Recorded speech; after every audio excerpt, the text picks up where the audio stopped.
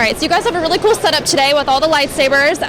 Could you tell me a little about the charity that you guys have? Yeah, sure. As I mentioned before, Saber Guild is a lightsaber choreography organization. We are not for profit, and we go around doing live choreographed shows for charity.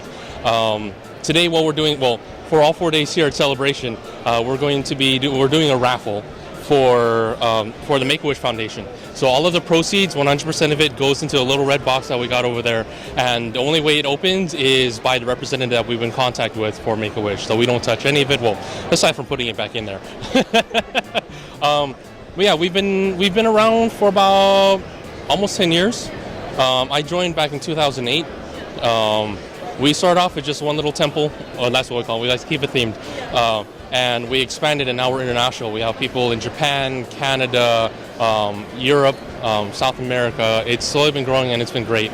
It's been a lot of fun and a lot of work. My gosh, that sounds pretty awesome. So, for fans that want to know, what's the proper way to handle a lightsaber?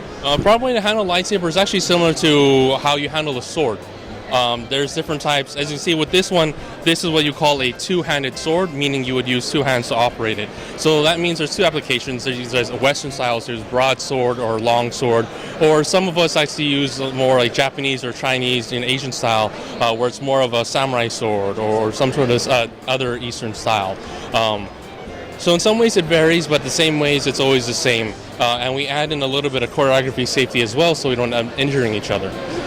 For example, if I were to do a strike and there's somebody in front of me, I'm not going to use my full force and try and hit him right in the head. I'm going to stop just short of where I need to be, and they'll meet me at that point. So if they needed to defend themselves, I would stop right here. They would end up blocking it, but in the show, it would look like it was completely intentional. Not completely intentional. It would look like it's part of the show, and it's be well rehearsed so that it would look real. We make sure that we're safe by practicing constantly. We don't just go and okay, let's rehearse.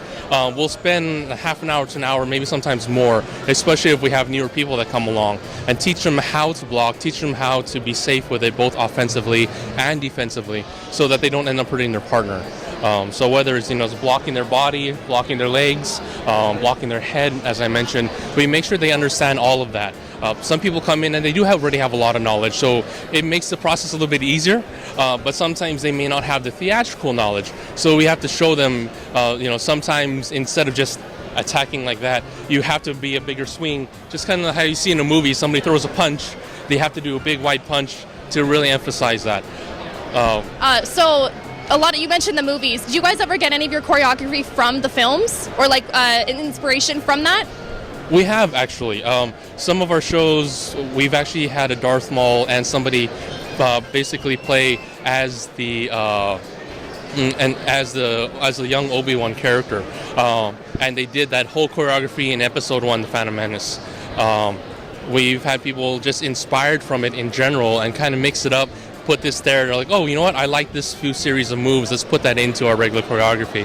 And sometimes we'll even look like older films, or we'll look at stuff, like King Arthur or something like that, and we'll get inspired by ideas like that.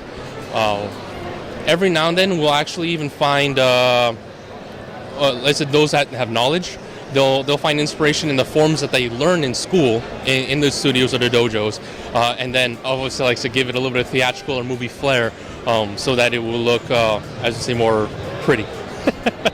That's so awesome. Thank you so much for taking the time to interview with us, and have a good rest of your day here at the convention. It's been a pleasure meeting you. Thank you very much. You too. Thank you.